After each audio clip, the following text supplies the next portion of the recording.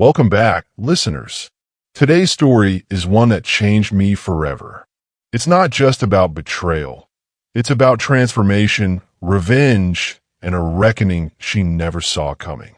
It all started on an ordinary Friday night. You know the kind. One where you're comfortable, settled, maybe a little too settled. I was in the kitchen, cleaning up after dinner, while my wife, Sophie, was in the living room with her two closest friends. Now, I wasn't eavesdropping. I swear I wasn't. But when you hear your own name in a conversation, your ears naturally perk up. And what I heard, it shattered me. Sophie was laughing, carefree, unbothered before saying, don't get me wrong, I love him. But in bed? Ugh. My ex was just better. He knew what he was doing, you know? Sometimes I wish I could have that without all the baggage. Her friends giggled, one of them saying something about how you can't have it all. But I couldn't focus anymore. I was frozen, gripping a dish towel like it was my lifeline. I was her husband, the man she vowed to love, to cherish. And yet, here she was casually tearing me apart behind my back. I don't know how I managed it, but I finished cleaning, walked past them, and even kissed her on the cheek before going to bed. But inside, I was burning. And that's when I made a decision. This wouldn't break me. No, it would make me. If she thought I was second-rate, if she thought I wasn't as good as her ex, then I'd become the best she's ever had. But not for her. No, for me. And when she finally realized what she had when she begged for me, I'd be the one walking away. I decided right then and there I would change. I would become the man she wished she never underestimated. But she wouldn't get to keep him. So where do you start when you've just been branded as mediocre by the woman who shares your bed? Step 1. Master the art of control. I stopped being predictable. You see, Sophie and I had fallen into a routine. Same touches, same moves, same damn schedule. Not anymore. I began working out, not just for fitness, but for confidence. Strength training, endurance, flexibility, every bit of it served a purpose. I didn't tell Sophie why. I let her watch. Let her notice. She did. New gym routine, she asked one evening, as I wiped sweat from my forehead after a brutal session. I just smirked. Something like that. She didn't press, but I saw the way her eyes lingered. Good. Step 2. The mental game. I studied. No, not just corn. Not that basic mechanical nonsense. I went deeper. Psychology. Tantra. Dominance. I read books on seduction, body language, pleasure. I learned what women craved. Not just physically, but emotionally, mentally. And then I did something she never expected. I pulled away. You see, Sophie was used to me being available, always eager, always there. But suddenly, I wasn't initiating. I wasn't touching her the same way. She'd lean in for a kiss. I'd pull back just a little before giving in. She started noticing. One night, she slid into bed, wearing one of those little silk nightgowns, the one she used to wear when she wanted something. She pressed against me, fingertips trailing my chest. I just smiled, kissed her forehead, and rolled over. I could feel the confusion radiating off her. The shift. She wanted me to chase her. But now, she was the one who had to chase. And this was only the beginning. I worked out. I studied. I changed. And most importantly, I flipped the dynamic. Now, she was the one craving my attention. It started slow, just little things like her reaching for my hand, only for me to casually pull away. Her kissing me deeper, more urgently, while I responded with maddening patience, never giving her quite enough. And then the game escalated. The night, everything shifted. We were at a friend's dinner party, a casual get-together. Sophie looked stunning, hair curled, dress hugging her body just right. And she knew it. Normally, I'd be all over her, complimenting her, showing her off. But that night, I barely touched her. She leaned in close as we stood near the bar, her lips brushing my ear. "You've been acting different lately," she murmured, her fingers grazing my wrist. I smirked, taking a slow sip of my whiskey. Have I? A flicker of frustration crossed her face, but she masked it quickly. I was enjoying this.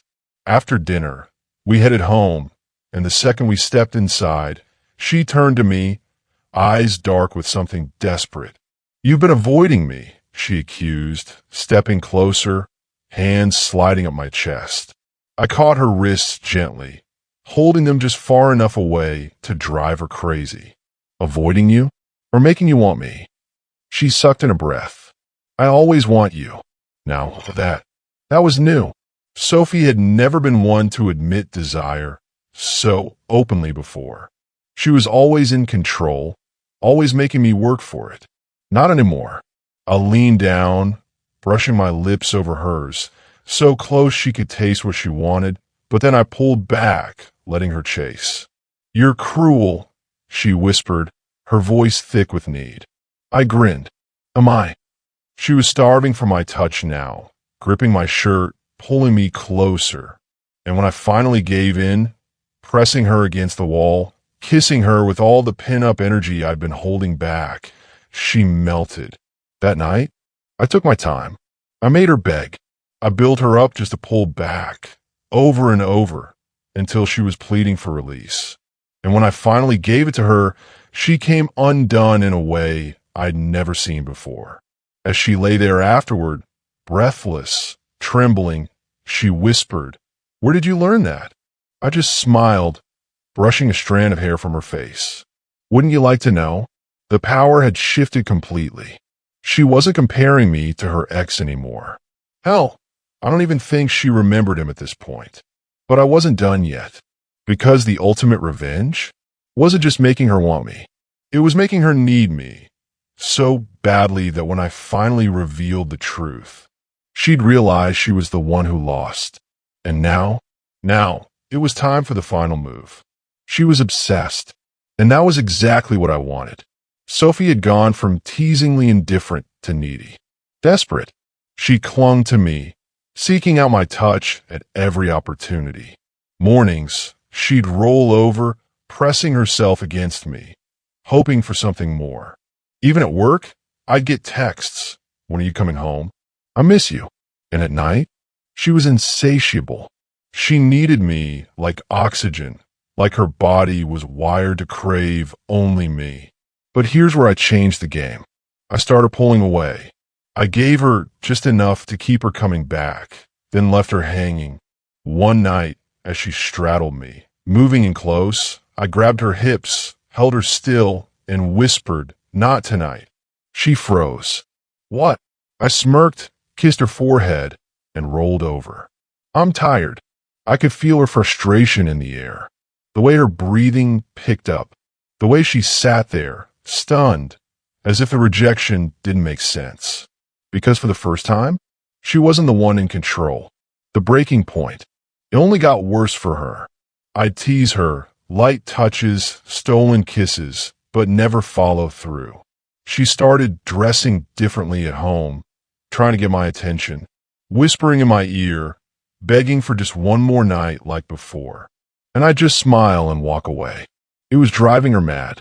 One evening, she finally snapped. "What the hell is going on with you?" she demanded, arms crossed, her frustration boiling over. "You're acting like you're punishing me or something."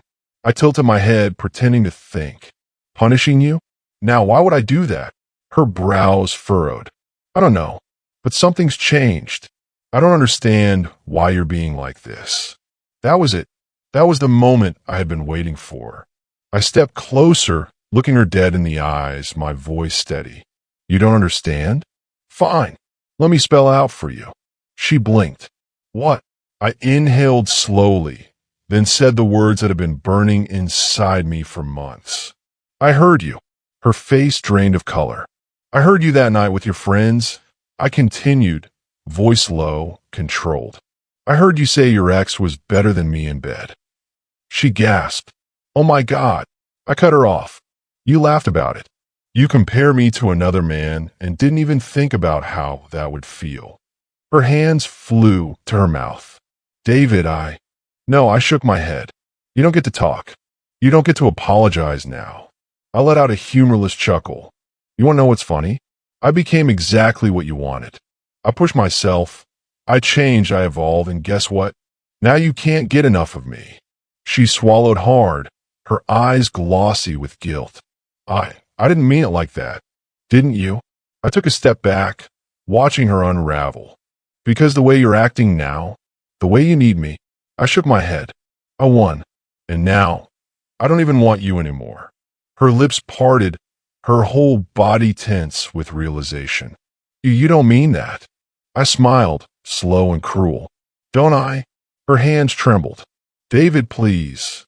I turned away, picking up my jacket. Maybe next time, you'll think twice before you humiliate the man who gives you everything. And with that, I walked out, leaving her standing there, broken, speechless, and drowning in the weight of her own mistake. The lesson? Revenge isn't just about winning. It's about making sure they feel it. And trust me, she felt it. And that, my friends, concludes the story. Until next time, stay sharp.